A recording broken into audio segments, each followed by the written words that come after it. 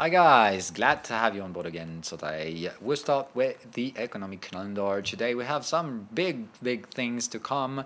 We've got the Bank of England who is going to adjust the yields. It's not going to change today. The market is not expecting it, but somehow I think that something is about to happen. Not necessarily about the interest rates, but the fact that I think today's Carney's governor speech is going to be a game changer. I expect, sorry about that, I expect GBP to be the big mover today for many reasons.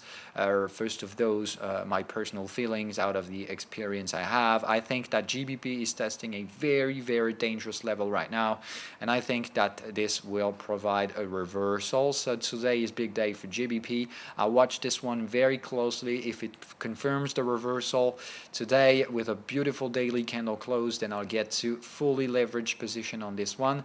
As for now, I remain to speculative leverage as the market is keep on pushing to the downside as I've been buying it. So it's requiring a lot of patience as usual. The market is crazy for the latest month. For any time I get into a scenario, the market keeps on pushing, trying to get the stop losses. I mean, that's not normal, but that's how it is right now. The market is in some kind of, we call that the state in which the market has memory. And it's not normal. The market is just supposed to price the things as buyers and sellers try to find equal pricings.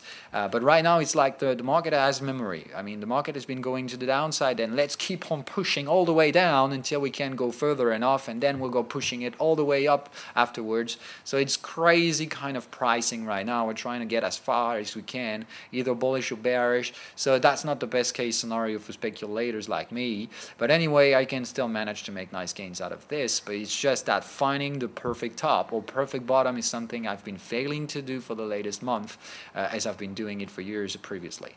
But anyway, if things will get back to normal at some point, and I'm not going to change anything at that moment, at that point, just keep on applying the same strategy. It's just that regarding that danger underlying, somehow I need to reduce the leverage and remain speculative on an extended period of time. Anyway, that being said, that was the introduction about the feeling I have about that market. So today GBP is probably going to be a game changer. The dollar as well, for some reasons. We're going to talk about this one. And during the night we already had the ENGD GDP, who hasn't changed that much, but the market has already plotted the reversal.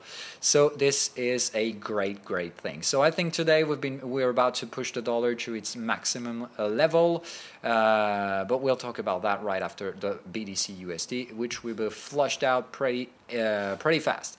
So upper shadow candle, lower shadow candle. When you have that, you know for sure that you have a range building in here. We've been neutralizing the momentum, which means we're back to nearly zero values. We still have some room for the sine wave cycles. Means that still upward probabilities, and we'll see in the 2-hour chart time frame. What I've been saying yesterday is that at that point I forecast the Bitcoin to probably do nothing till the end of that week. So probably find a range and in contracting the prices, probably building triangles or whatever, but probably consolidation structures until we're probably going to have a release near the end of that week.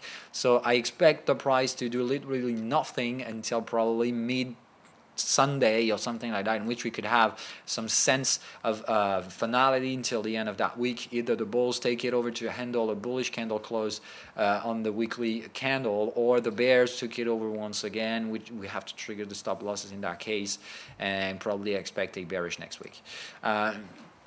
So I think in terms of odds, much more odds to have bullish reactivation next week, but that's still to come. So you cannot forecast things never happen, that hasn't yet happened. So it really is, I think, right now for those who haven't entered, it's too late to do. Those who wanted to buy had to buy right here. Those who wanted to sell needed to sell right here. So right now it's just probably going to have a price contraction, as I said. So right now you are out of timing for speculation. All you have to do is basically wait for the breakout. If you're a bear, wait for a bearish breakout with candle closes below that level, and then you'll be good to go. For those who have a bullish view, then you'll basically wait for the contraction to get to its end and have bullish candle closes above the temporary resistance we'll make either there or there.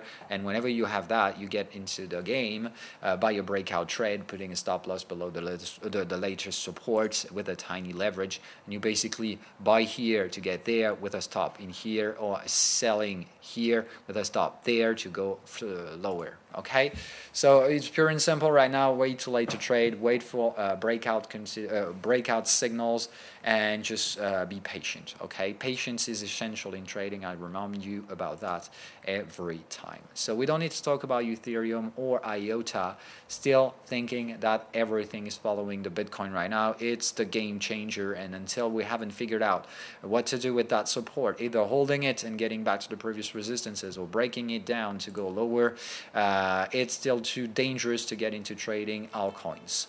Other than short-term trades, highly speculative, but once again, as money is flowing in right now and changing hands from bears to bulls, or from bulls to bears, because we clearly have two different scenarios in here. We got heavy bears and we've got heavy bulls exchanging the contracts and the bitcoins. So we'll see who's winning in the end, but for now it's really highly speculative. So as usual, when it's down to speculation, you just pick a side, wait to have a timing with time wave, wait to have a momentum confirmation. When you have that, you just don't overthink things. You're never going to be the one who will make the Bitcoin bullish or bearish. All you can do is picking a side, waiting to have a nice risk management and getting in.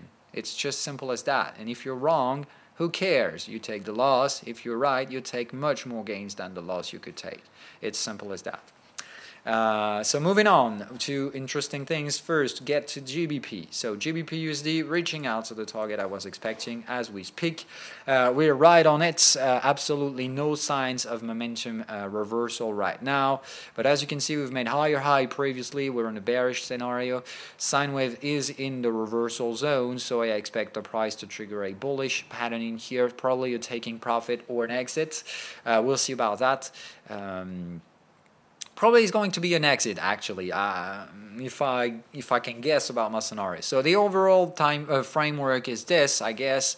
I've got that bearish trend channel, and we're in here on the latest support I have on GBP. I mean, if we had to go lower than that, then what the hell? I don't know what we could find out for. We could seek for. So the only available price is in here, and I think this is where the market is going to find its support area.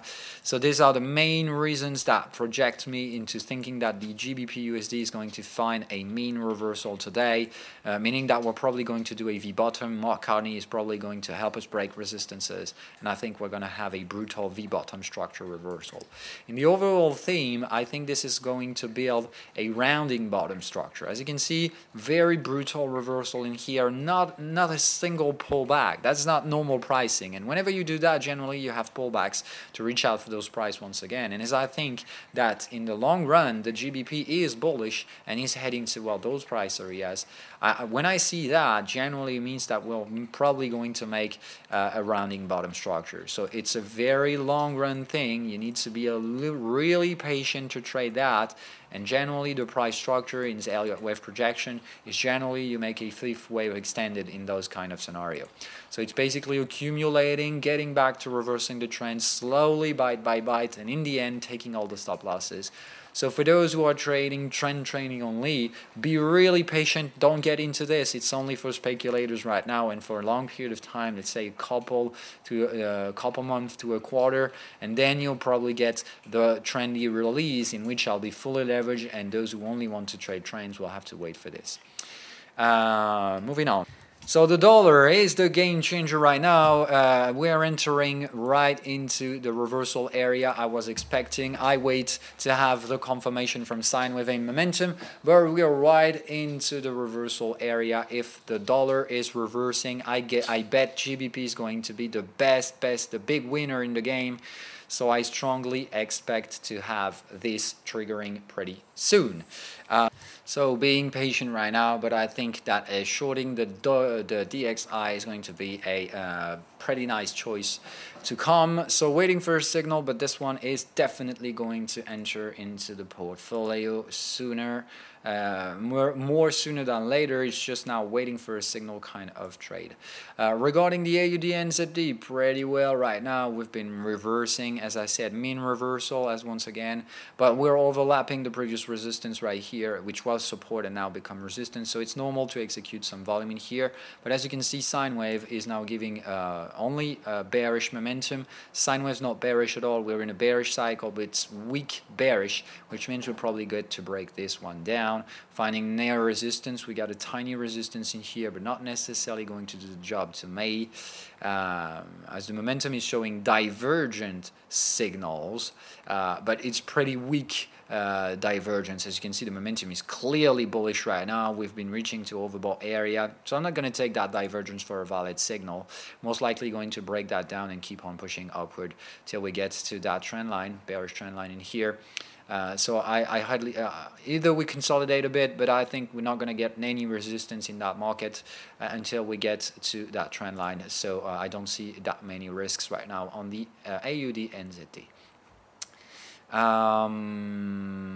So big game today. I think it's either trading the both trading the dollar and probably strengthening the GBP right now to come sooner or later. I'm not going to trade euro dollar because this one is in heavy danger, and I think for some reasons we are already heading into wave 5. I mean, that's not possible to be in consolidation structures anymore. So we clearly found a wave 4 in here. We're in wave 5, which means we still have some bearish potential in the euro dollar. So this one I'm not going to trade. I do trade the euro with the euro versus the yen, so not the dollar, and I expect the yen to fucking strengthen in the next following days. So I expect euro yen to be crazy bearish, where I think the euro dollar is not necessarily going to be, as the dollar should weaken as well in the next following days. So I expect still some bearish potential on the euro dollar, but not necessarily to take advantage of this one, as I think euro yen is going to be much better into a downside trade. So that's it about the forex. We also have to talk about the gold. So I've been triggering the reinforcements right here. Same thing in here. I think the dollar is fucking up with us, but anytime the dollar is going to reverse, we'll have an exploding kind of thing in the gold. So we're exactly into the support area I was highlighting previously. We're working that out. Anytime the gold is going to reverse, I think is because of the dollar. So anytime that fucking dollar is stop messing with us, money is going to flow into safe areas. We're going to talk about the US indexes, and we have pretty dangerous signals right now. I've been taking reinforcements on all my trades, and I've been taking a NASDAQ short entry. I'm going to talk about this one, but I think the equity scenario is about to trigger. So we'll see about that. Volatility might be picking up today, and not just a bit, it might be exploding today, so we'll see about that. Let's get to the first one, HSI. So in Hong Kong, things are not doing pretty. We've been breaking down with a gap and a breakout pattern, and today we've been closing below yesterday's low, which means we're out of buyers and really big dangers ahead. I mean, right now we could have another gap tomorrow and probably gapping 3 to 4% down.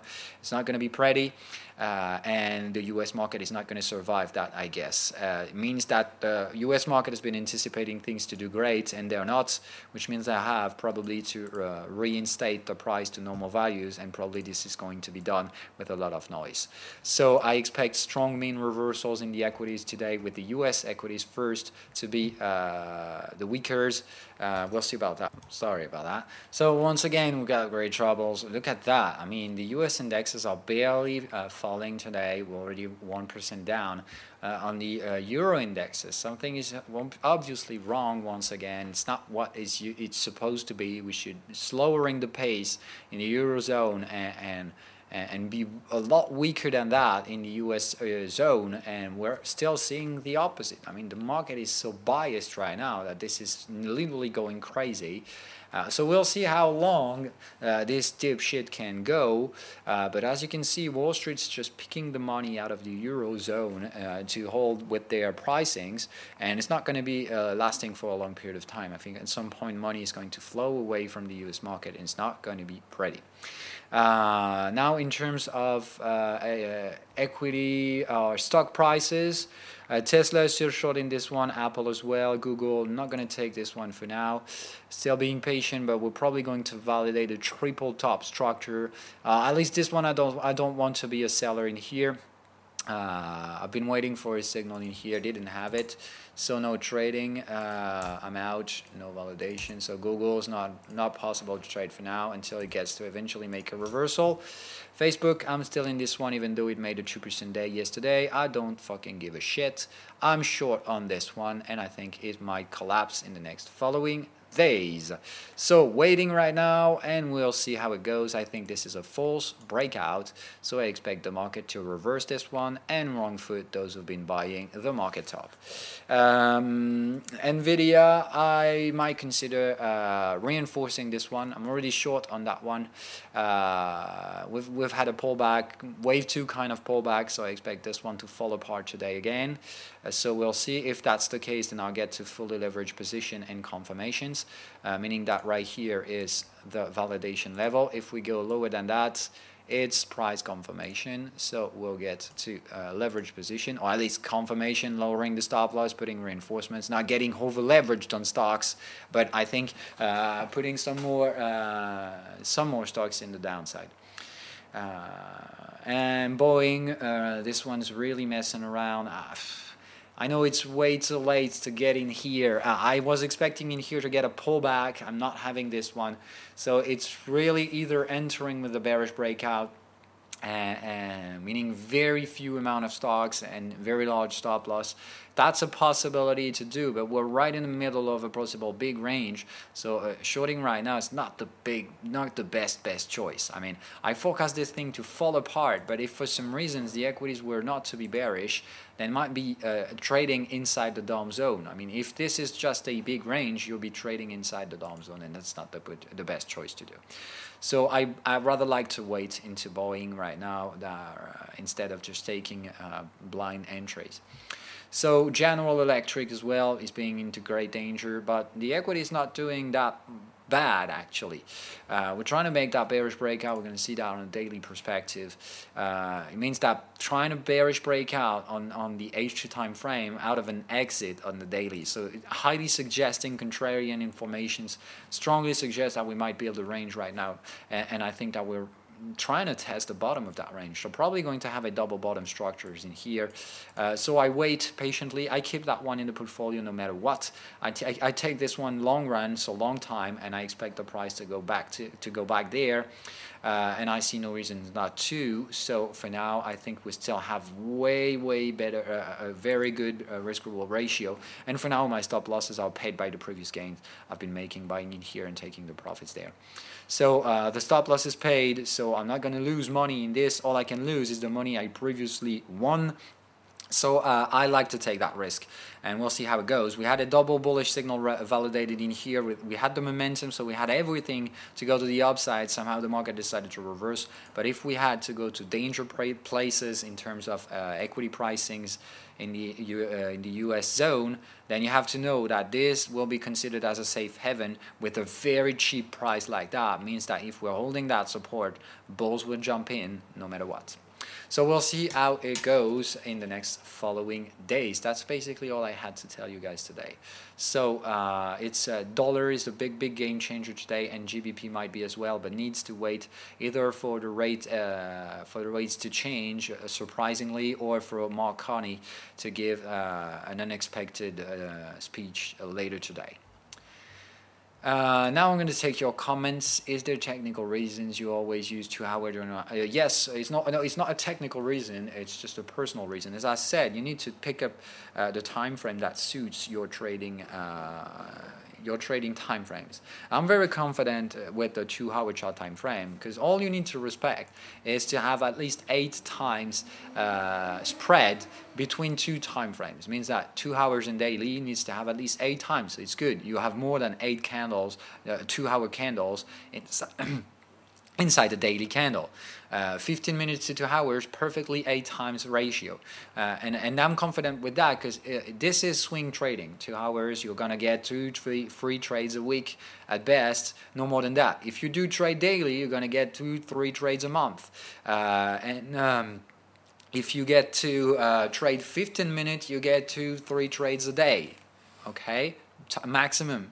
So it gives you pretty nice confidence. And if you want to get to the lower time frames, you have the option of 2 minutes, which is 8 times 15. 15 is 8 times 2. But if you do that, 2 minutes, you can have, let's say, 10 trades a day, 10 to 12 trades a day. So that's very convenient for those who want to do intraday tradings. Okay? So I think that setup is pretty great because it gives you all the time frames to trade, but still respecting the 8 times scenario between all of those. Okay, so that's a very convenient thing. If you want to trade short term, you can consider 2 minutes, but that's the shorter time frame you can get. 15 minutes will be great for intraday traders, 2 hours for swing traders, and daily for long-term traders. It's pure and simple. Okay.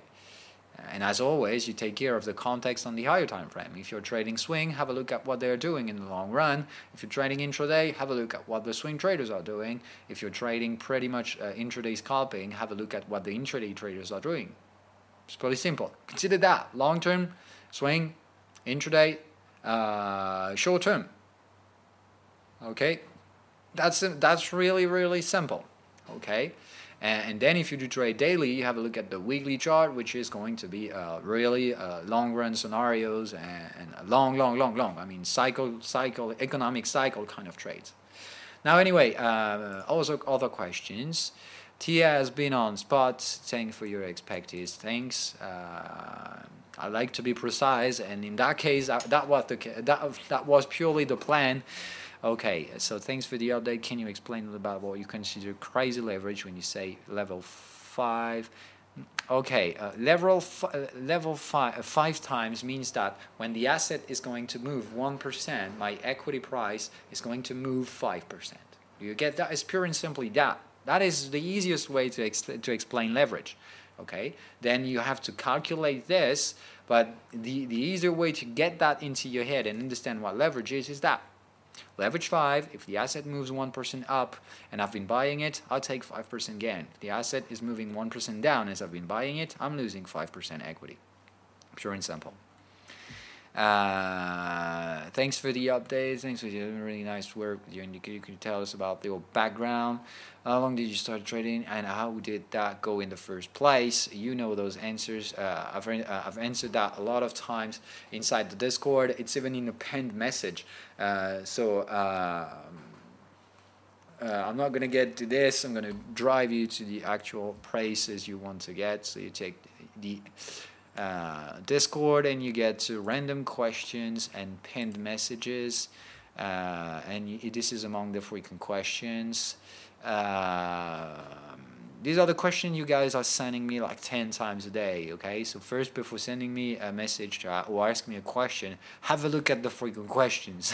So how did you learn trading? What's your background? You've got the answer right here.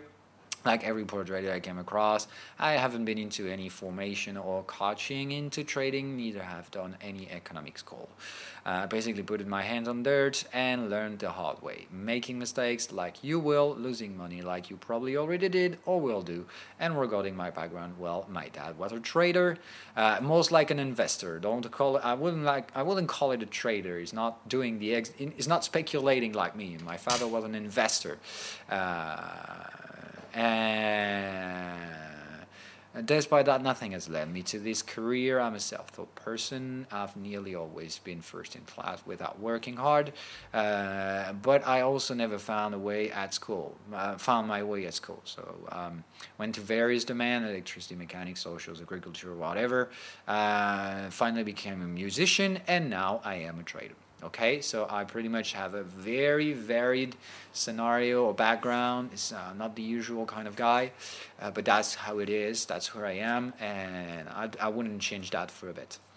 So that's the answer. And most of those questions have you should have the first idea of getting into Discord and searching for the for the pinned questions, because generally you'll find the answers you're seeking for right here, okay? And you've got questions in random questions about the strategy. Once again, same thing in here. You got a lot of frequent issues. I can find a proper technical frameworks. Questions that gets out pretty often. This one as well is coming pretty often. Okay, and then you've got questions about the indicators. Those one obviously I take like 10 times a day. How to create alerts, for example. This one is coming a lot. This one as well. This one at least 3 times a day. If you have different signals than me, this is how you fix it. Or fix it. It's not fixing. This one as well, pretty okay. So you first you get there to answer your questions, and then if you have no answers, you ask the members that will give you answers. And if the members cannot give you an answer, then you message me in the end. That will simply lower the impact of my daily schedule to answer questions that I do 10 times a day for most of those.